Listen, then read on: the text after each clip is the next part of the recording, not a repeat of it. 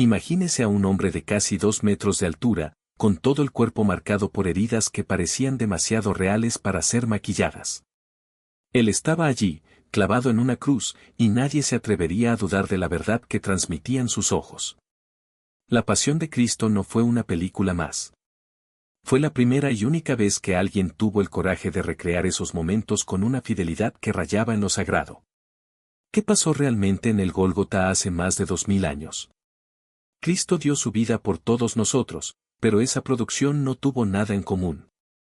Detrás de las cámaras, algo inquietante se desarrolló. Fenómenos inexplicables, presencias que no podían ser ignoradas, conversiones profundas, coincidencias que desafiaban la lógica. En el set de filmación, la frontera entre actuación y fe se disolvió. El sufrimiento dejó de ser fingido y se volvió palpable. Pronto, quienes trabajaban allí se dieron cuenta de que no solo estaban contando la historia de Jesús. Vivieron una experiencia sobrenatural que transformó vidas. ¿Cuál es la probabilidad de que un rayo caiga sobre el protagonista durante el rodaje, y no una, sino 2 veces, en el mismo lugar?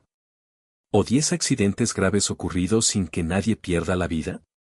Lo ocurrido durante el rodaje de La Pasión de Cristo sigue siendo uno de los mayores misterios del cine. Hollywood le dio la espalda al proyecto, pero sucedió lo imposible. Una película hablada en arameo, hebreo y latín, sin estrellas, sin publicidad masiva y sin apoyo de los estudios, se convirtió en un fenómeno mundial. Millones de fieles se movilizaron como si la pantalla se hubiera convertido en un altar. La obra superó barreras y se convirtió en la producción en lengua no inglesa más taquillera de la historia. Sin embargo, el éxito trajo consigo una maldición. La industria y los medios arrastraron a Mel Gibson a su hora más oscura. Pero la historia no termina ahí. 20 años después, el hombre que desafió a Hollywood está de regreso, con una promesa: revelar lo que pasó entre la cruz y el amanecer, las secuelas, la resurrección de Cristo. A finales de los 90, Mel Gibson parecía tenerlo todo. Era el héroe de Braveheart, la cara perfecta de una industria que lo consideraba intocable. Pero lejos de los focos, su vida se estaba desmoronando. El matrimonio se derrumbó, el alcohol lo consumió. En entrevistas admitió que se sentía vacío, perdido, sin rumbo. Incluso dijo: no quería vivir más. Vi la destrucción que estaba causando a mi alrededor. Gibson quedó atrapado en un torbellino de fama y culpa. Sin embargo, en medio de esa oscuridad, algo sucedió, algo que él mismo describiría como intervención divina. Una noche, aplastado por el peso de su propia existencia, cayó de rodillas, destrozado y desesperado. Oró como no lo había hecho en años. Criado en una familia católica tradicional, su padre, Hutton Gibson, era un hombre de fe inquebrantable, pero Mel se había alejado de todo eso. Hasta que esa noche abrió una Biblia. Algo dentro de él despertó. Comenzó a leerlo todos los días, obsesionado con los evangelios, especialmente los relatos de la pasión y la crucifixión. Y, en las páginas de ese libro, encontró algo que no había sentido en mucho tiempo: un propósito. Años más tarde, confesaría: fui un hombre terrible. Mis pecados fueron los primeros que clavaron a Cristo en la cruz. Esa frase marcó el comienzo de todo. Mel Gibson ya no quería actuar. Quería redención. Y comprendió que la única manera de alcanzarlo era contar la historia que lo había conmovido hasta lo más profundo, la del sacrificio de Jesús, sin adornos, sin filtros, tal como sucedió, con toda su crudeza y dolor. Así nació La Pasión de Cristo. No como un proyecto de Hollywood, sino como un voto personal, una búsqueda de salvación. Gibson profundizó en los detalles de la pasión, el Vía Crucis y los escritos místicos de la beata Ana Catalina Emmerich, cuyas visiones describían el sufrimiento de Cristo con una intensidad escalofriante. Emmerich nunca salió de Alemania, pero describió lugares de Tierra Santa con una precisión que los arqueólogos solo confirmarían décadas después. Gibson tenía una obsesión: quería que el público sintiera el dolor de Cristo como si estuviera allí, presenciando todo. No quería que la gente fuera testigo de la pasión, quería que la vivieran, no como una historia lejana, sino en carne propia. Por tanto, tomó una decisión impensable. La película estaría en arameo, hebreo y latín, los idiomas que realmente hablaba Cristo, sin una sola palabra en inglés. Y no habría estrellas de Hollywood. Sin caras conocidas. Fue una locura. Ningún productor en su sano juicio apostaría por un proyecto como este. ¿Quién financiaría una película en lenguas muertas, sin diálogos en inglés y sin atractivo comercial? Cuando Gibson presentó la idea a los grandes estudios, la respuesta fue unánime, no. Algunos incluso dijeron que sería el mayor fracaso de la historia del cine. Entonces recordaría que nadie en Hollywood estaba dispuesto a invertir ni siquiera $1. Le pidieron que bajara el tono de la violencia, cambiara el lenguaje y añadiera un final esperanzador. Pero transigir en esto sería traicionar la historia de Cristo. Ese fue el punto de quiebre. Gibson se dio cuenta de que si quería contar esa historia, tendría que hacerlo solo. Y así, tomó una de las decisiones más arriesgadas de la historia del cine, financiar la película con su propio dinero. Vendió propiedades, invirtió todo lo que tenía, invirtió casi $45 millones de su riqueza personal en la producción. Sin soporte de estudio, sin distribuidor, sin garantías. Si la película fracasaba, lo perdería todo. Pero Gibson no buscaba el éxito. Buscó la redención. Más tarde confesaría, no era una película que quisiera hacer. Era una película que necesitaba hacer. Esa decisión lo aisló de Hollywood, pero lo volvió a conectar con algo que creía haber perdido, su fe. Y ese paso dado en la oscuridad, contra todo pronóstico, no solo transformaría su vida, sino que redefiniría para siempre el cine religioso.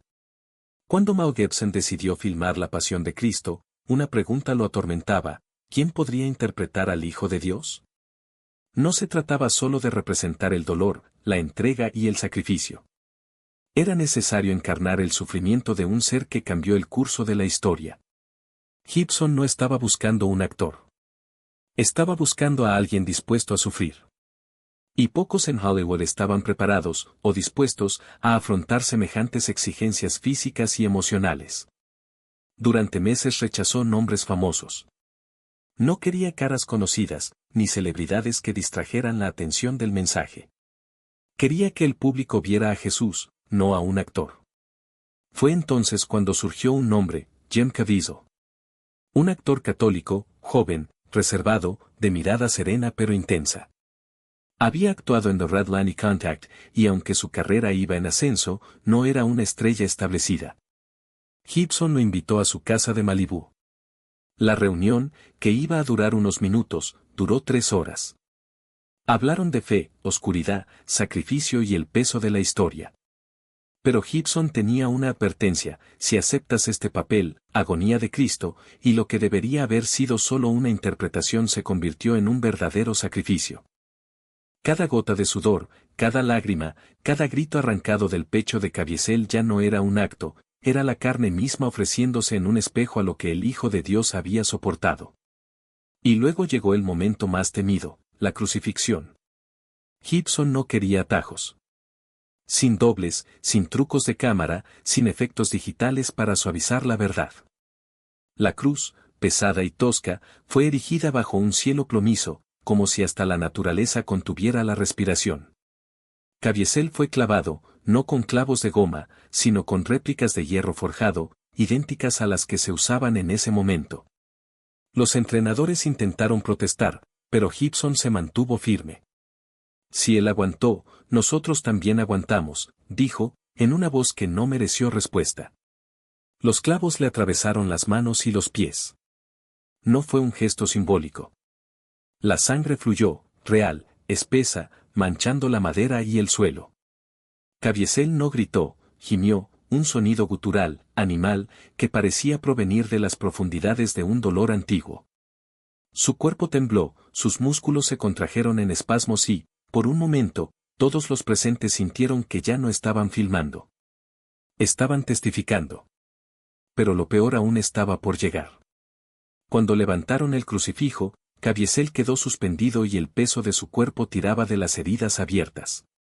Con cada respiración, el dolor irradiaba como fuego. Debía permanecer allí durante horas, como lo había hecho Cristo. Y se quedó. No hubo ningún corte. No hubo pausa. La cámara siguió rodando, sin descanso, mientras el actor luchaba por no desmayarse. En cierto momento, su visión comenzó a oscurecerse. Sintió el sabor de la sangre en la boca, se había mordido la lengua. Pero no pidió que parara. En cambio, susurró, «Padre, perdónalos». Fue entonces cuando sucedió algo inexplicable. Una ráfaga de viento helado recorrió el plató, a pesar de que había sol. Las nubes, que se habían disipado, se formaron nuevamente, densas y oscuras, como si el cielo mismo respondiera a esa agonía. Y entonces, por un breve segundo, Caviezel lo vio. No fue una alucinación. No fue un efecto especial. Era él. Una figura a su lado, una presencia que no podía ser filmada, pero que todos sentían. Algunos técnicos cayeron de rodillas. Otros lloraron sin entender por qué. Gibson, de pie detrás de la cámara, estaba seguro de que esto ya no era una película. Fue una revelación. Cuando finalmente bajaron a Caviezel de la cruz, apenas podía mantenerse en pie. Su cuerpo estaba cubierto de hematomas, las heridas palpitaban y el médico del set insistió en llevarlo al hospital. Pero él se negó. «Esto aún no ha terminado», dijo con voz ronca. «Aún falta la resurrección». Y así fue. En los días siguientes, Caviezel regresó al plató, aún con las manos vendadas, los pies hinchados, el cuerpo marcado. Cuando llegó el momento de filmar la escena final, la de la tumba vacía, entró al set con una fe que no se podía fingir. Y cuando quitaron la piedra y la luz invadió el espacio, algo en su rostro cambió. Ya no era el actor. Él era el hombre que lo había vivido. Y cuando miró a la cámara, por un instante, el mundo entero contuvo la respiración. La película fue estrenada. Y lo que ocurrió después nadie lo habría podido predecir.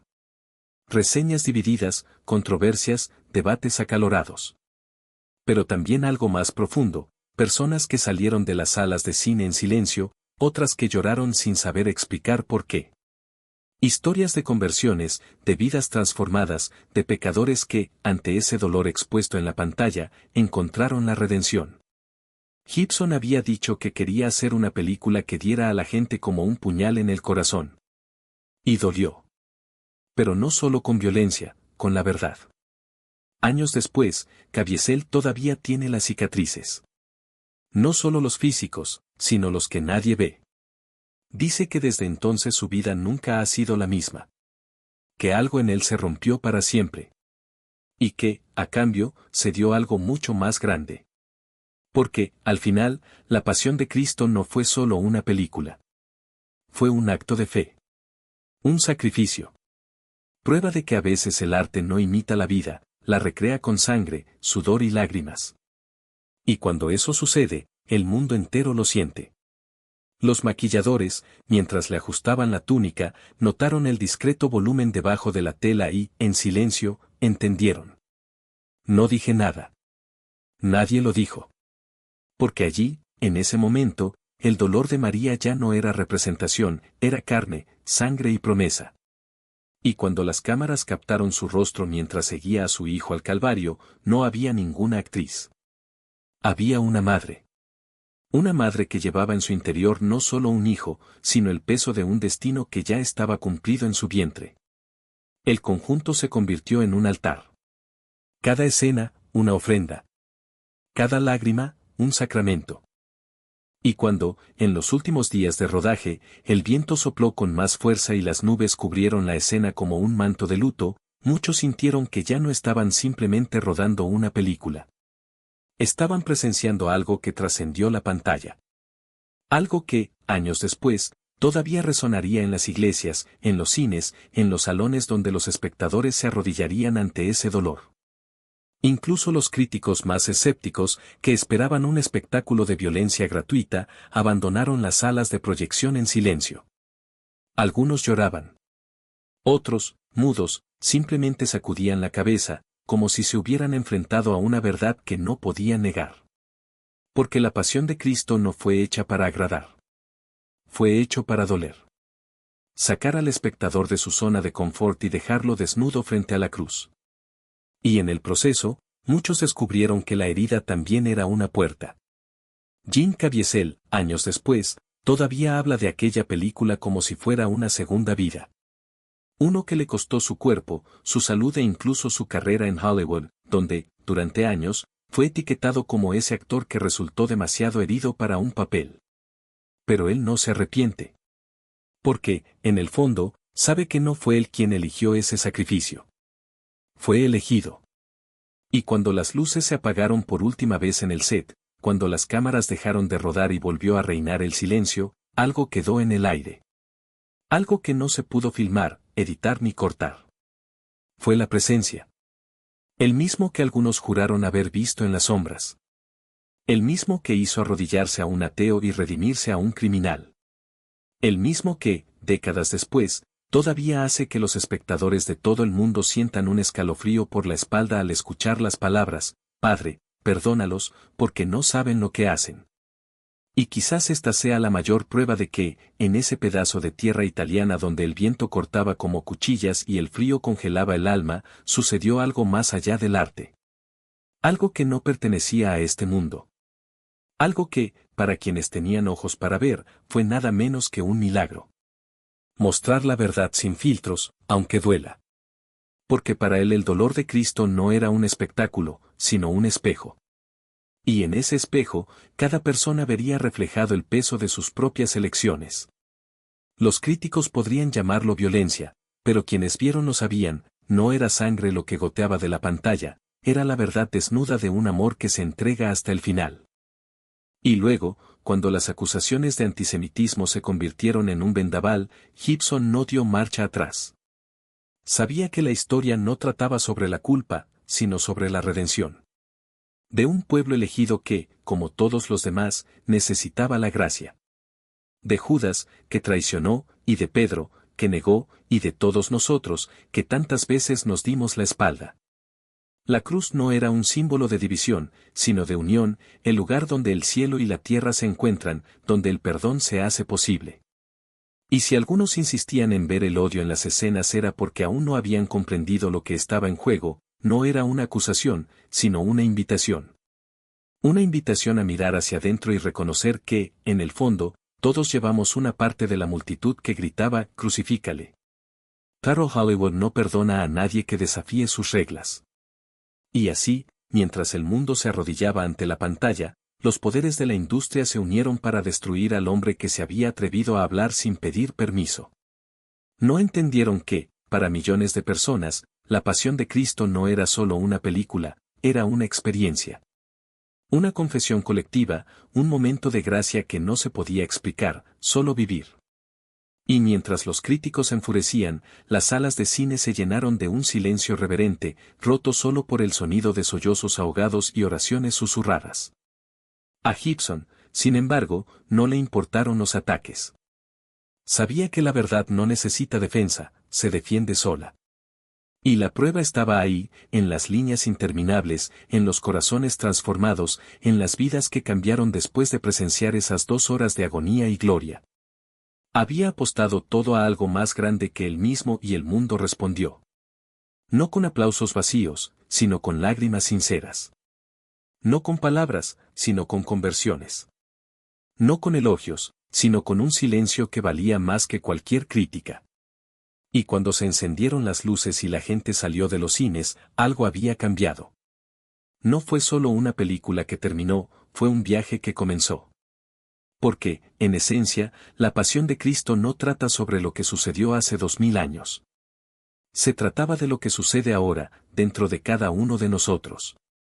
Sobre la elección entre la luz y las tinieblas, entre el perdón y el resentimiento, entre la cruz y el consuelo. Y en ese momento, millones comprendieron que la historia no había terminado. Ella simplemente empezó de nuevo, dentro de ellos. Tumba. Porque, al final, la historia nunca fue sobre la cruz, sino sobre lo que vino después. Y Gibson lo sabía mejor que nadie. El vacío que siguió a la pasión de Cristo no fue solo el silencio de los estudios o el peso de las críticas. Era el eco de una pregunta que lo perseguía: si la redención es real, ¿por qué todavía duele tanto? Había filmado el sufrimiento como si alguien abriera una herida, no para lucirla, sino para que finalmente sanara.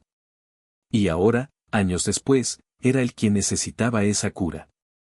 No la versión pulida, no la narrativa bonita, sino la cruda verdad, incluso si duele. El regreso no fue un renacimiento fácil. Gibson reapareció poco a poco, como alguien que sale de un largo invierno. Primero, hubo pequeños papeles, apariciones discretas, proyectos a los que nadie esperaba ver asociado su nombre. Pero había algo diferente en él.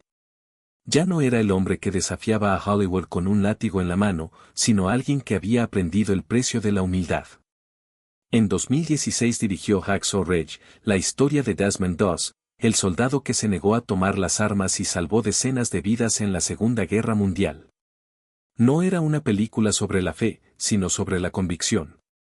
Y, nuevamente, los críticos estaban divididos, algunos lo calificaron de brillante, otros de repetitivo. Pero Gibson ya no buscaba aplausos. Estaba contando una historia que necesitaba ser contada. Y luego, en 2024, llegó La Pasión de Cristo, la resurrección. No es una película, sino una promesa. Una respuesta. Porque Gibson entendió que la cruz solo tiene sentido si la tumba está vacía. Y quería demostrarlo, no con efectos especiales ni discursos grandiosos, sino con la misma brutalidad honesta que había definido su primera película. El rodaje fue una prueba de resistencia. Exigió realismo hasta el más mínimo detalle, los soldados romanos hablando en latín, las ropas manchadas de tierra y sangre, los rostros de los actores marcados por el cansancio. Y, una vez más, las críticas comenzaron incluso antes de su estreno. ¿Por qué revivir esto? No es necesario. Ya hemos visto esta historia. Pero Gibson sabía que no se trataba de lo que ya habían visto. Se trataba de lo que aún no habían entendido. Porque la resurrección no es un final feliz, es un nuevo comienzo. Y esa vez no estaba solo. Jim Caviezel, el hombre que había llevado la cruz a la espalda y pagado el precio por ella, había regresado. No como el Jesús de los carteles, sino como el Cristo que resucita, no para ser adorado, sino para transformar. Juntos sabían que el mundo no necesitaba otra película religiosa. Necesitaba una verdad que desafiara, que molestara, que hiciera que la gente mirara dentro de sí y se preguntara, ¿y si fuera real? Cuando se filtraron las primeras imágenes, la reacción fue inmediata. Algunos lo llamaron una obra maestra, otros una provocación innecesaria. Pero a Gibson no le importaba. Había aprendido que la verdad no necesita permiso para existir. Y en el fondo sabía que la pasión de Cristo nunca había sido sobre él. Se trataba de todos nosotros, de los que caen, los que dudan, los que se levantan. De la cruz que llevamos y de la tumba que, algún día, puede estar vacía. Porque, al final, la historia no acaba con la muerte. Solo comienza cuando alguien se atreve a creer que hay algo más allá de él. Años siguientes, el cine religioso se convirtió en un género, pero nunca en un legado. Porque el legado no se fabrica, se vive. Gibson lo sabía. Mientras otros directores buscaban fórmulas para repetir su éxito, él profundizaba en el silencio del misterio, donde las respuestas no se dan, sino que se sienten. Donde la fe no se explica, sino que se experimenta. Resurrección no será una película sobre lo que pasó. Será una película sobre lo que todavía sucede. Cada alma que se levanta después de caer, cada corazón que se atreve a creer cuando todo parece perdido, cada momento en que la luz atraviesa la oscuridad, eso es lo que quiere capturar. No con efectos especiales, sino con la verdad desnuda de lo que no se puede filmar, la esperanza que no muere, ni siquiera cuando el cuerpo está frío. Y es por eso que el casting no fue solo artístico. Fue teológico. Gibson no quiso repetir rostros porque la historia de Cristo no pertenece al pasado. Ella está viva, presente, eterna. Cada generación necesita encontrar a su propio Jesús, a su propia María, a su propio Pedro, no como figuras distantes, sino como espejos. Porque, en el fondo, la resurrección no se trata de él. Se trata de nosotros. Sobre lo que hacemos cuando la tumba está vacía y la vida nos llama a seguir adelante. Los críticos ya están especulando. Algunos dirán que eres demasiado ambicioso. Otros, que es imposible. Pero a Gibson nunca le importó lo que era posible. A él le importa lo que es verdad. Y la verdad es que entre el Viernes Santo y el Domingo de Resurrección pasó algo que lo cambió todo. Algo que no se puede reducir a palabras, imágenes, explicaciones. Algo que solo se puede experimentar. Por tanto, la película no será solo una secuela. Será una invitación. Un llamado a quienes ya cargaron con sus cruces, a quienes aún dudan, a quienes, en el silencio de la noche, se preguntan si hay algo más allá de la muerte. Gibson no quiere que el público mire. Quiere que el público participe.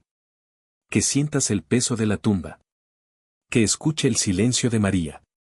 Que vea la oscuridad romperse ante la luz. Que, por un momento, creas, aunque sea por un momento, que la victoria es posible. Y si, al final, alguien sale del cine con la misma pregunta que resonó hace 2000 años, ¿no está él aquí?, entonces Gibson habrá cumplido su misión. Porque Resurrección no es una película. Es un espejo. Y lo que cada uno vea en él dirá más de sí mismo que de la historia que se cuenta. La fecha de estreno no fue elegida por casualidad. 2027, 40 años después de la Pasión de Cristo. 40 días entre las dos partes. 40, el número de la prueba, de la purificación, de la espera. Gibson no está haciendo una película. Está construyendo un ritual. Y no se asiste a los rituales. Están vividos. Cuando se apaguen las luces en las salas de cine ese Viernes Santo, no será solo el comienzo de una película. Será un nuevo capítulo de la misma historia que comenzó en el Gólgota. Una historia que no termina con la muerte. Eso solo comienza cuando alguien se atreve a creer que hay algo más allá de él. Y estos informes no son meras coincidencias.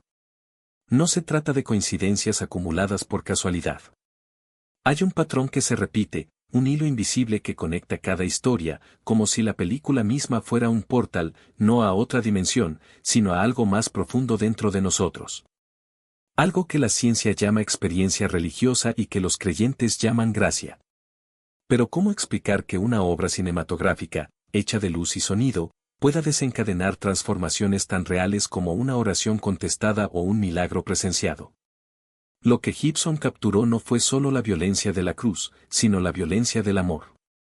Y el amor, cuando es verdadero, no se contenta con ser observado.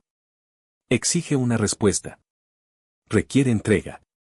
Por lo tanto, quienes vieron la pasión de Cristo no salieron ilesos. Algunos sintieron el peso de sus pecados como si fueran clavos en sus manos. Otros, la ligereza del perdón como si se les hubiera quitado de encima un peso de años. Y hay quienes dicen que, en aquel cuarto oscuro, vieron no solo una película, sino un espejo, y en él se reflejaba su propia alma. Pero aquí está la pregunta que pocos se atreven a hacer: ¿por qué esta película y no otra?